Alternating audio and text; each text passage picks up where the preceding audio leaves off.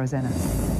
Thank you very much, Jane. Hello and welcome to this Friday edition of Today Tonight. First, it's a peak state government body designed to ensure the safety of South Australian workers. And each year, SafeWork SA awards companies that do the right thing.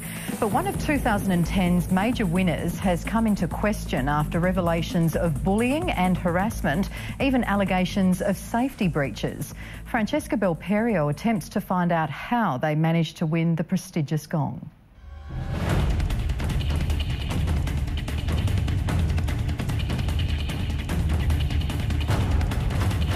Absolutely rots your gut seeing that sign. Congratulations, Mike. Paul Trickey was once a happy-go-lucky, proud working father. Now he appears to be a broken man. It rots you to the core that these sorts of things are going on in 2010 when every government department's out there on about bullying, harassing, unsafe workplaces, etc. Trying to come to terms with a workplace award being given to the company that he says drove him to the edge. It churns you. It absolutely churns you inside. This saga begins at Paul's former workplace, where he was a supervisor for Whyalla company Harsco Metals, formerly Multiserve, an on-site contractor transporting hot liquid metal for One Steel. We handle their slag removal. Again, you're talking stuff over 1,000 degrees. You've got to be very cautious. Safety has to be paramount. But during his 2 years with the company, Paul began to spot cracks in the workplace safety procedures. Vehicles that aren't clean, excess oil, excess grease, simple safety conditions, seats that are worn out but the machines still have to be still being used. You'd have water leaks. Water and hot slag don't mix. You get explosions.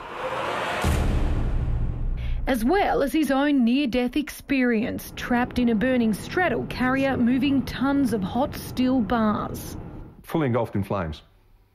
You can't get out of the machine. I couldn't get off of the pile of steel I was on. All I could do was just sit there and watch myself roast. But there should have been an incident report done. It wasn't. So they weren't abiding by the safety practices. Things are being glossed over. The company soon became tired of Paul's outspoken views on safety issues. He says chastising and bullying him to the brink. And when you ask then, well, how about we call SafeWork SA in, which is what I did. I've got there in correspondence. I get grilled for that, for even mentioning the word SafeWork SA. All they want to know about is when's the machine going to be running? When are we going to have production up and running? Because it's production, production, production. So it was money before safety. Got to be very careful how you say that, but I don't disagree. Eventually, Paul says the bullying took its toll. He went on to work cover, suffering from stress, anxiety and depression, and became suicidal. So you had a breakdown? Yeah. Because of the bullying? Because of the bullying. He's not the same person anymore. He's just, sometimes he's not there. Adding to what he says is insult to injury, last month Paul discovered the very workplace that caused him grief has been awarded South Australian Employer of the Year by SafeWork SA. This is just wrong. This is just wrong. It's like rubbing salt into the wound. It is. You see it on the TV and then in the newspaper clipping, them out there dining on the award and we're sitting back here. We might lose the house. The kids are in therapy. We're all in therapy now because of this. According to the government's own media release and SafeWork's website, Harsco was rewarded for best practice in workplace safety and operating for almost 10 years without a lost time injury. I don't understand how you can have a no lost time injury when I know myself I've sent employees home on work cover for the rest of a shift and into other shifts, and they've not returned to work. So how can that be a no lost time injury? And I know there's quite a few of the members out there that had some raised eyebrows when that award was given out. Scott Martin from Whyalla's Australian Workers Union knows of at least 5 complaints from Harsco workers this year alone, including another work cover claim for bullying and harassment. They have had some safety concerns with some of their ageing plants out there and some of the machinery that the guys operate. A lot of the cabins that they work in now, the seals on the doors are no good. They've got some holes rusting in the floor. How can they get away with that?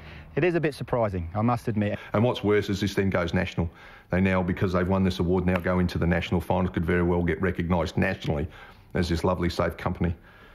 It's quite an accolade for a company that refused to cooperate with Paul's WorkCover investigation and had to be taken to court. Which I do find quite strange. If you're going to win an award, I would have thought that would have been for cooperating with the WorkCover scheme. They need to come out and explain to us, explain to the workers of South Australia how they come to these decisions. When we brought this to the attention of SafeWork SA, they appeared to know nothing about this history. Later, having declined an on-camera interview, they informed us they were now taking the matter extremely seriously, having suddenly become aware of the numerous injury claims under Harsco's former name Multiserve. They told us, all and any steps considered necessary will be taken in order to protect the reputation and the integrity of the Safe Work Awards. You've only got to stop and actually talk to the operators. Take a look. See all the lovely oil down the side of it? I know myself as a supervisor, when people have been on work cover, I've had to call a particular person who's on work cover to come into work for an hour. Come and sit in my office and read a procedure for an hour, and then it's not a lost time injury because they've attended work. How many other companies operate the same way and people are either too scared to speak up or have spoken up and it's just gone on deaf ears? Despite repeated attempts to get a comment from Harsco, they're yet to return our calls. No comfort for Paul, whose future on the new WorkCover system is looking bleak. He could soon lose his payments and his home. The system there is designed to force you back to work, force you to kill yourself, or force you to give up and just quit the job yourself and get off the system. Because it's horrifying. It is horrifying. All the while, the place responsible is celebrating. This is just so wrong, they can't get away with that. Whether SafeWork SA will ever revoke the award, come clean, admit what they do, or change the way they do it, who knows. But if we can stop one worker from going through what we've done, what we've had to go through, then that's a small victory.